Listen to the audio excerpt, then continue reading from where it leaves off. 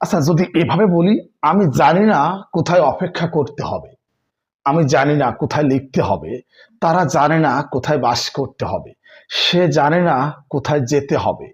দেখো, এই যে আমি বাংলা সেন্টেন্স গুলো বললাম না, একটা সেন্টেন্স যদি বুঝতে পারো, এভাবে তোমরা হাজার হাজার সেন্টেন্স মেক করতে পারবে। দেখো, আমি কি বলেছি? আমি জানি না কোথায় অপেক্ষা করতে হবে, আমি জানি না কোথায় অপেক্ষা করতে হবে। দেখো, এখানে দুইটা অংশ আছে। আমি জানি না কোথায় অপেক্ষা করতে হবে, তাই না? আমি জানি না, এই অংশটার ইংরেজি হচ্ছে কি আই ডোন্ট নো বা I don't no. I don't no অথবা আই ডোন্ট নো, হ্যাঁ, এটা ঠিক আছে। আমি জানি না। এখন দেখো, এখানে আমাদেরকে হোয়ার টু এর ব্যবহার করতে হবে। হোয়ার টু, এই যে দেখো, আমি জানি না কোথায় অপেক্ষা করতে হবে, I don't know where to wait. Where to wait, আমি জানি না কোথায় অপেক্ষা করতে হবে। অর্থাৎ এই যে কোথায় থাকার কারণে এখানে হোয়ার টু প্লাস ভার্বটা বসিয়ে দিতে হবে।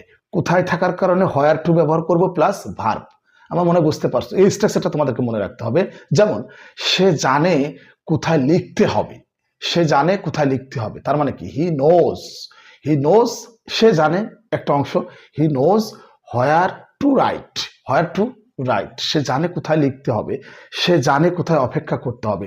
He knows where to wait. He knows where to wait. আমি জানি না কোথায় থামতে হবে, আমি জানি না কোথায় থামতে হবে। আই ডোন্ট নো একটা অংশ। I don't know where to stop. Where to stop. অর্থাৎ এই যে এই ধরনের সেন্টেন্সগুলোকে ইংরেজিতে রূপ দিতে হলে তোমাদেরকে এটা মনে রাখতে হবে যে প্রথম অংশটা আগে লিখলাম, তারপরে হোয়ার প্লাস টু প্লাস মূল ভার্ব। হোয়ার প্লাস টু প্লাস মূল ভার্ব। আমার মনে বুঝতে পারছো? এভাবেই তোমাদেরকে প্র্যাকটিস করতে হবে, এভাবে ইংরেজিটা শিখতে হবে।